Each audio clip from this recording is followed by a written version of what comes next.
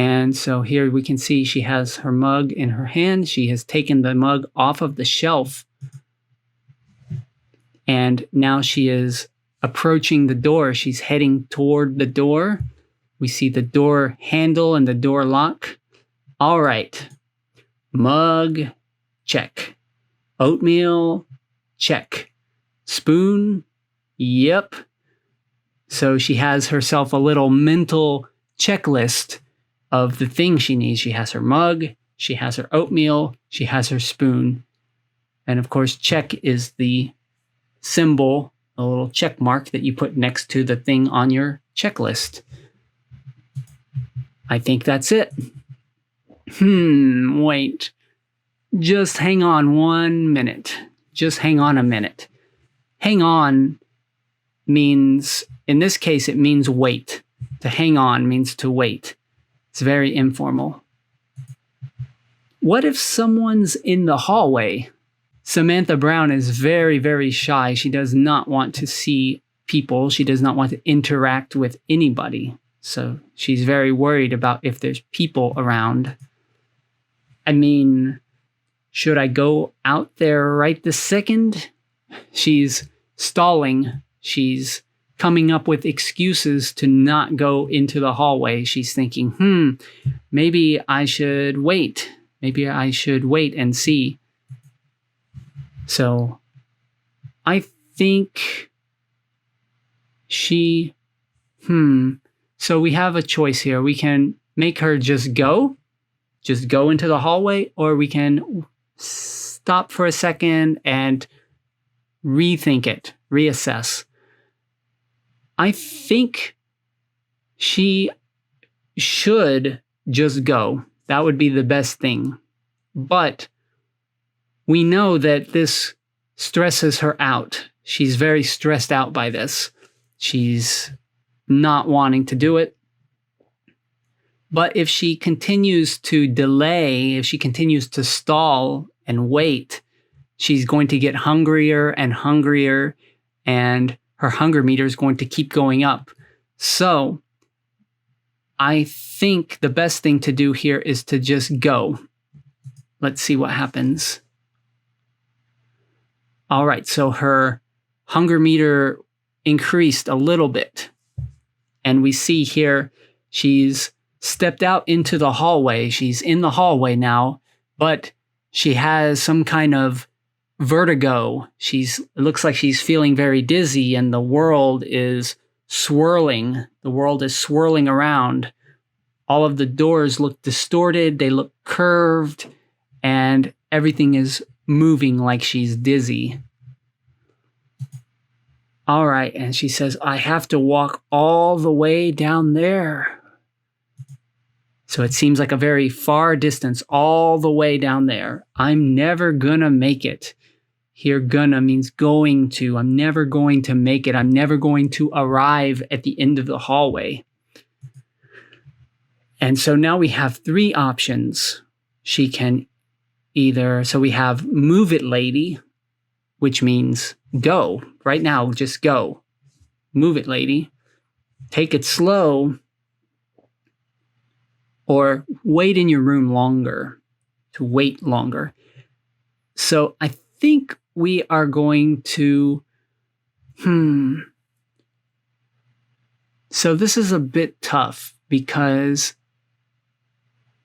if she's feeling dizzy, if she's feeling lightheaded and dizzy, then she probably should take it slow so she doesn't, trip and fall and hurt herself. But if she goes slow down the hallway, then it's more likely that she will run into somebody, that she will encounter another person. Because if she's going slowly through the hallway, maybe somebody will hear her and open the door and say, hey, what's up? I haven't seen you in a while. Is everything okay? And then she'll have to talk with that person. So taking it slow seems like the logical choice, but it might cause her to have to interact with people. So I think the best thing would be for her to just go. She definitely does not want to wait any longer because she's hungry. Maybe this is why she's feeling wonky, why she's feeling dizzy, is because she's hungry and it's making her head feel weird.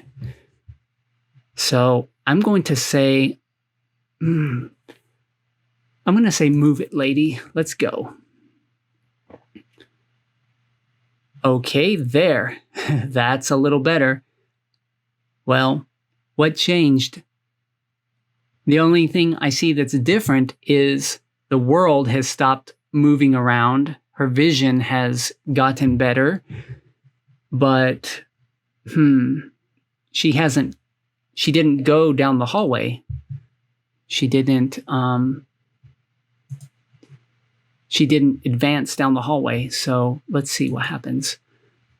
I just have to take this one step at a time. One step at a time. One foot in front of the other. The thing is, I'm just not a people person. So to be a people person, this is a very informal expression. It means to be a person who likes to be around people, a social person, a sociable person, a friendly person, a people person. We can use this in other contexts as well. For example, if somebody is a car person, it means they like cars. Maybe they have lots of cars and they like to repair them. They like to repair the engine. I'm not a coffee person. That means I don't like coffee. Are you a tea person or a coffee person? Do you like tea or coffee? So Samantha is not a people person. I tried to tell everyone, but did they listen? No. So here, Samantha is talking to herself in her head. She's kind of, I suppose she's ruminating. Ruminating is when you worry in your mind. You're just worrying about everything. Like, oh, and I tried to tell them, but did they listen? No. She's having a little dialogue with herself in her head. I mean, communal kitchens, that's the worst possible idea. Communal here means like community. It's a kitchen that is shared by multiple people. It's a kitchen that's shared by all the people in the dorm. Here you go. Eat in front of a bunch of strangers. So here you go. This is a very common way of just saying, here you go. Here you go. You get shortened to ya. Here you go. Eat in front of a bunch of complete strangers. So Samantha doesn't like to eat in front of other people. Eating in front of other people makes her, maybe it makes her feel nervous. It makes her feel anxious. And so she avoids it. She doesn't do that.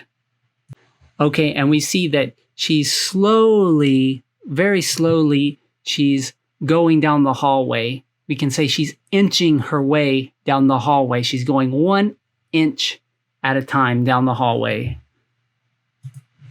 But here I am, creeping like a creeper. So to creep is to move slowly, like a plant. Think of like a plant. As it grows, it slowly, maybe like a vine or something, it slowly moves across the ground. It's creeping along. We also use creep to talk about insects, worms, snakes. They creep along the ground. And of course, creep also has a very negative connotation when talking about people. If you call a person a creep, you're saying that they are a very weird person who makes people feel uncomfortable. Like, I don't know, somebody who's a stalker or somebody who's a peeping Tom, a person who spies on people through the window, right? They're a creep. And of course, we also have the expression to creep somebody out. If somebody makes you feel uncomfortable, then they are creeping you out.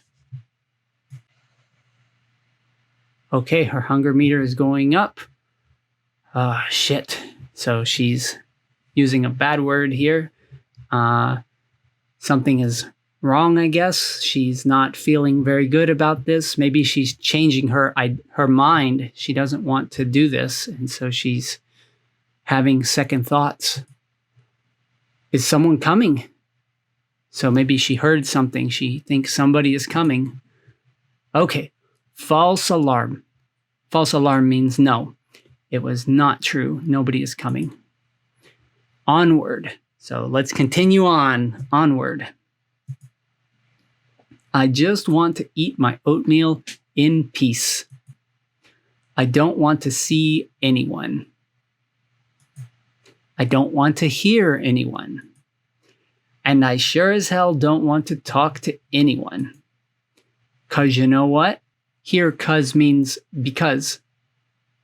She's trying to explain what happened, something that happened. She says, you know what?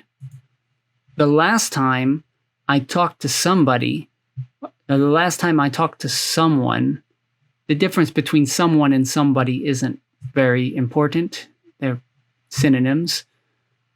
The last time I talked to someone, they told me I did my eyeliner wrong.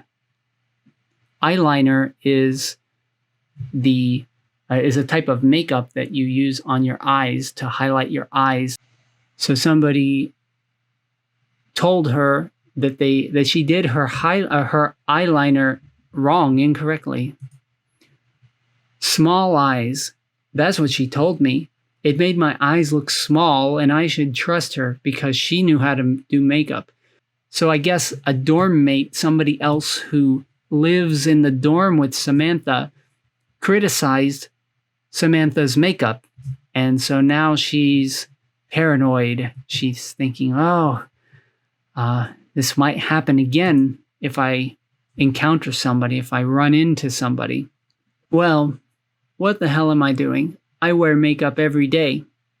Is she saying I don't know how to do my own makeup? 'Cause that's super rude. Like, how about you refrain from talking about my face until we've known one another for like 5 minutes? So this is a total stranger who is criticizing her makeup, or who criticized her makeup.